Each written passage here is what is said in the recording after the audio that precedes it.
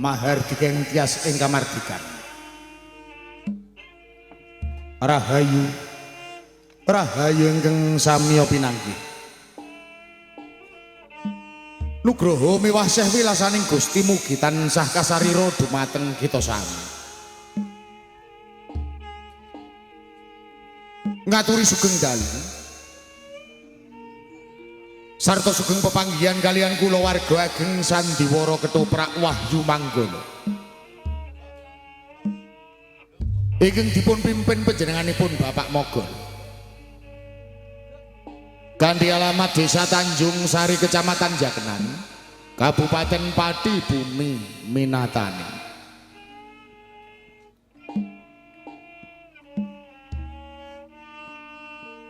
Sasampunipun panjenengan sami kasugata tari gambyong minangka purwakaning pagelaran ing dalu punika. Kepareng ing dalu menika kula wargeng Wahyu Manggala badhe nyegahaken cariyos pamundutan ingkang mawi ira-iraan. Gali Gajaya Merong seri perangan Rondo Kuning Edan.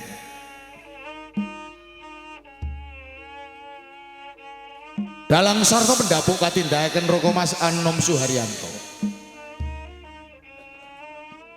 Asisten sutradara dipun tindakaken Adimas Eko Pranoto.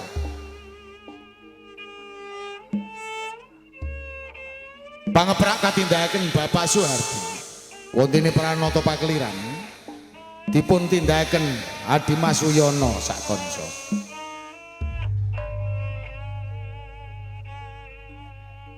Tata dekorasi katindakaken Bapak Sunardi ingkang dipun biyantu anak Mas Samuel Sutarto.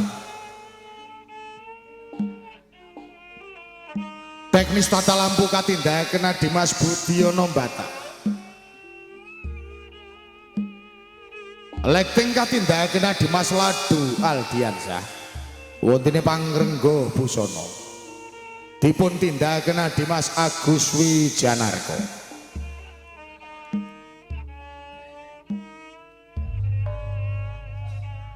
Binarung ungling Kyai Gongso Madularas ingkang dipun pimpin Bapak Keman Widodo. Kanthi pangliing Swarawati utawi Pesinden dipun tindakaken Ibu Supariana sarta Ibu Kuntari.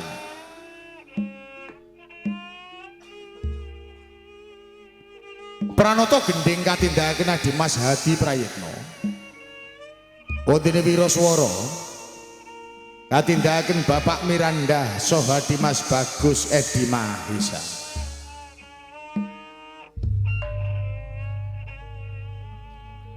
Musik campursari dipun tindakaken Adimas Ari Semprono, Roko Mas Edi Watono sarta Adimas Udin Galdowo.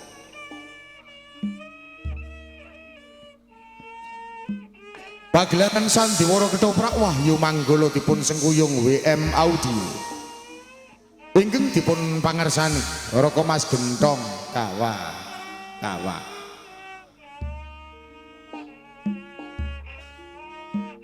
Hewon dene para paraga ingkang badhe maragani cariyos ing dalu punika. Sepisan gambaraken wonten ing Kadipaten Surabaya. Adipati Pekek ing dalu menika dipun paragani Roko Mas Andi Prastyo.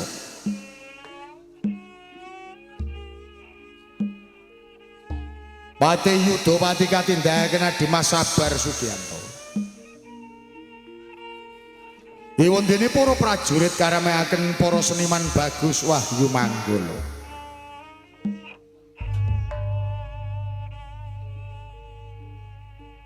Salajengipun gambaraken wonten ing Kasultanan Mataram. Sultan Agung Hanyokrokusumo ing dalu menika dipun paragani Roko Mas Anom Suharyanto. Patih Sindurejo katindakaken Roko Mas Dedek Wibisana. Ewontene tumenggung alap-alap Katindakaken Dimas Andi Sutrisno.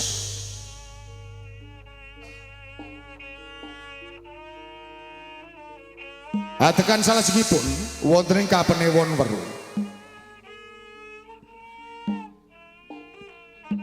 Penewu Gali Gajaya. Ing dalu menika dipun paragani Raka Mas Aji Raka. Nyai Kuning katindakaken nimpas puput Jarmiati. Bandini katindakaken Nimas Tata Wulandari. Sariwati katindakaken Nimas Diah Maharani. Kencanawati kaparagani Nimas Menik Widyawati. Ewondene Sutadi katindakaken Dimas Eko Pranoto.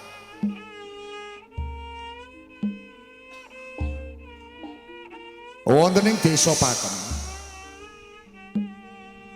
Lurah Wirya Sentika katindakaken Bapak Begek Ari Warsito.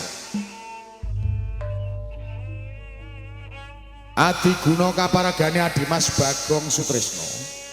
Wondene Riyatman katindakaken Dimas Abi Rojali. Repat utawi dagelan ingkang badhe nglipur manah panjenengan sami. Katindakaken dening Cak Sendor, Dimas Rokib, Cak Sariman sarta Bapak Mogol. Mban katindakaken Siciu Arum Somplak, kabiyantu Sisowak Indah Kalola. Mekaten kula wau para kadang budaya Sutrisno. Menggah para paraga ingkang badhe maragani cariyos ing dalu punika. Ita sagotra kulawarga ageng Wahyu Manggala namung ngaturi sugeng lenggah sarta sugeng amriksaning ngantos titi purnaning pagelaran. Nuwun.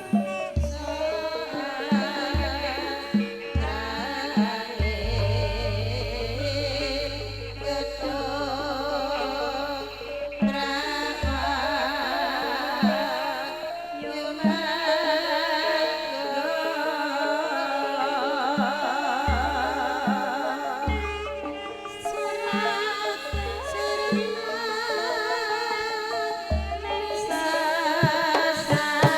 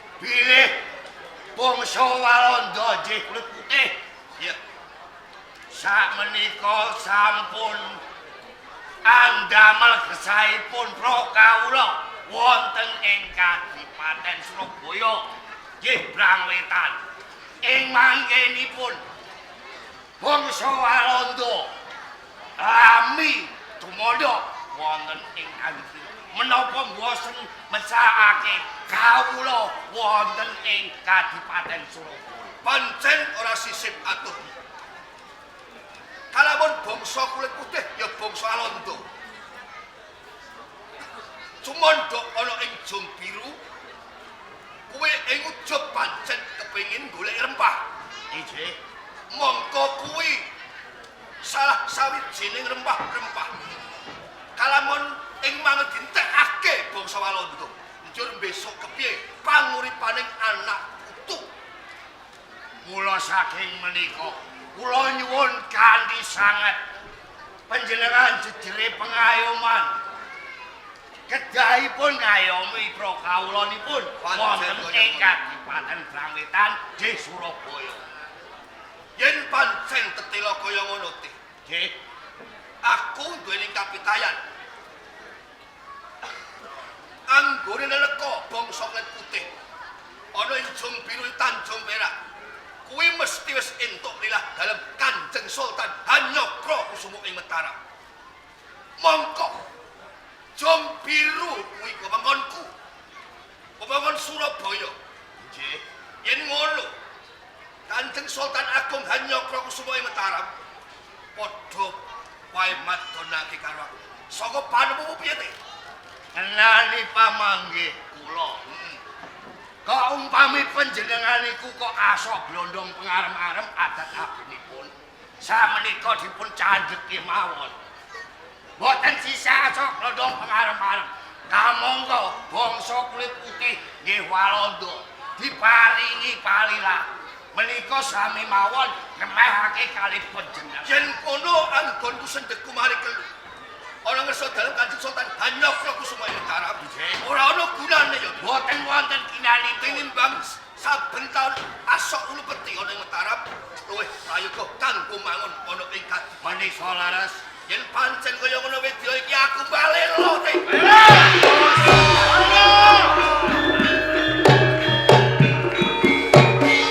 Aku Kang Prapto Yai. Lho.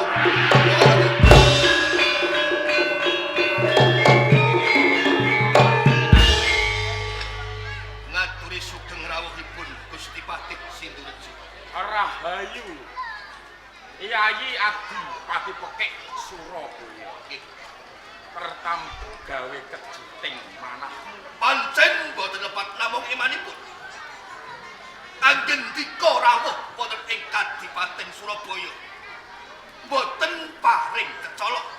Kalamun paring kecolok, kula badhe utusan prajurit.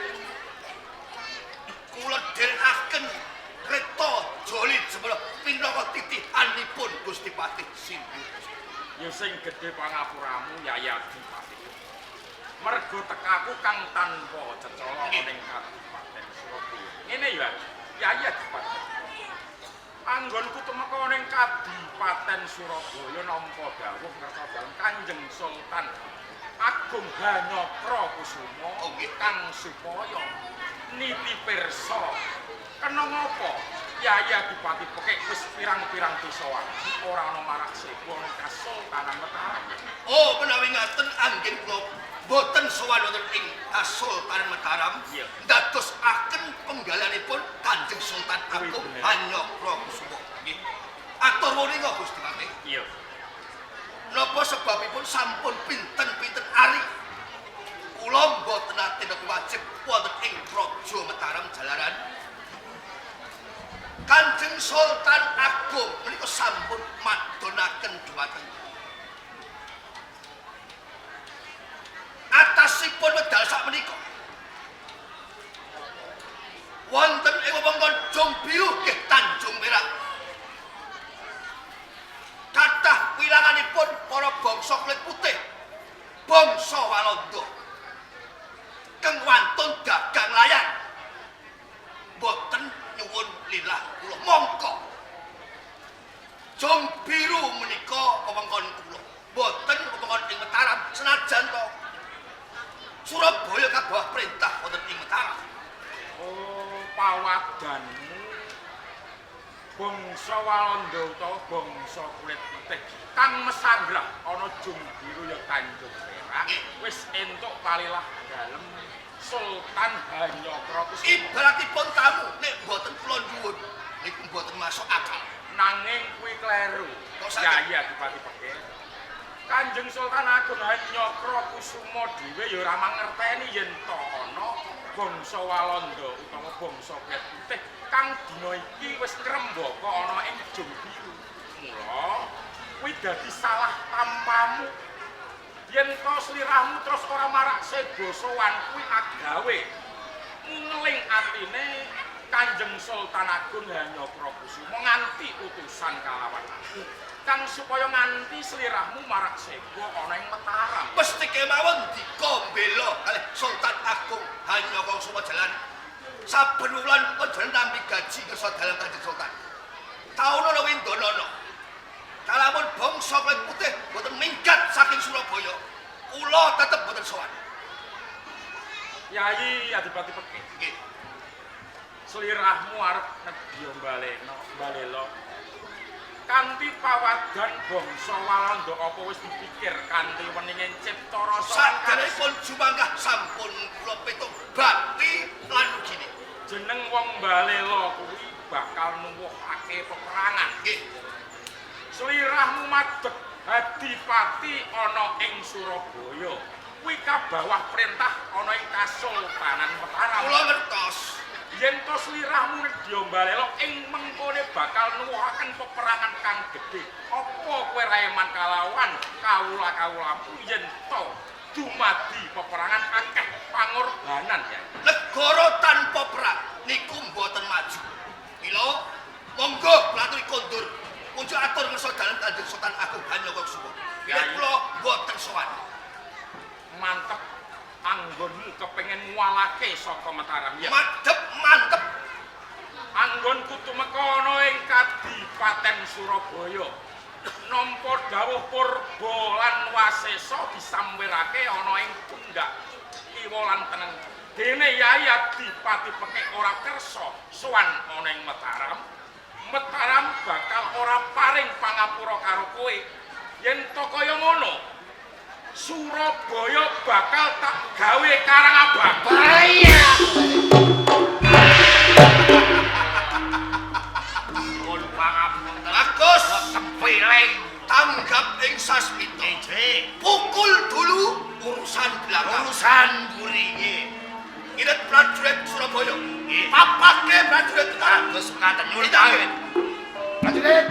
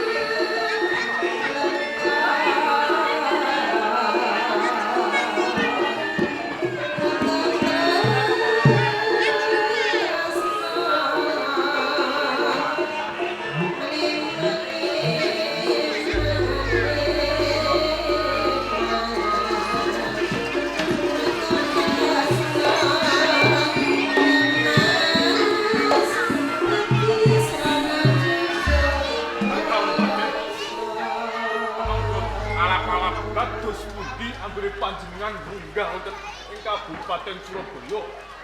Wis lakon aku munggah ana ing Kadipaten Surabaya kang supaya paring pepeling pamemut kanggo Adipati Pekeh kang supaya dhewekne gelem marak sedosoan ana ing Mataram nanging kasunyatane dina iki Adipati Pekeh merong kampung gajak gelar gondan madeg kang tanpa ratu mbalela kula sumatakno para prajurit kibarake bendera perang bangsa Gwara tutuken yen to dina iki Surabaya lan Mataram bakal ayun-ayunan perang. Wis akan dawuh Kanjeng.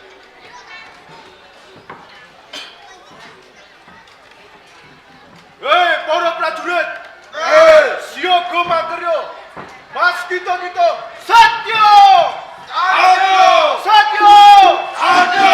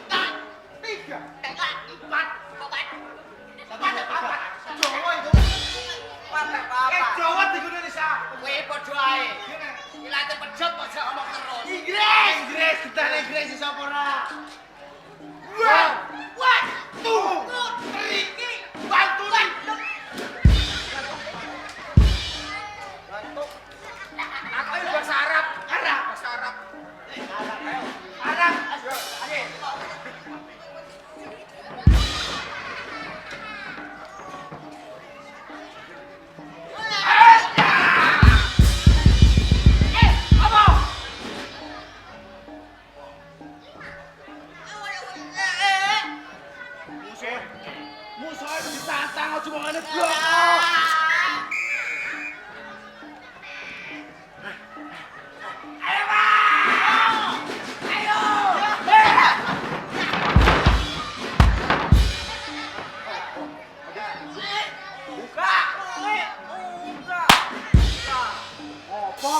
Orang gowo.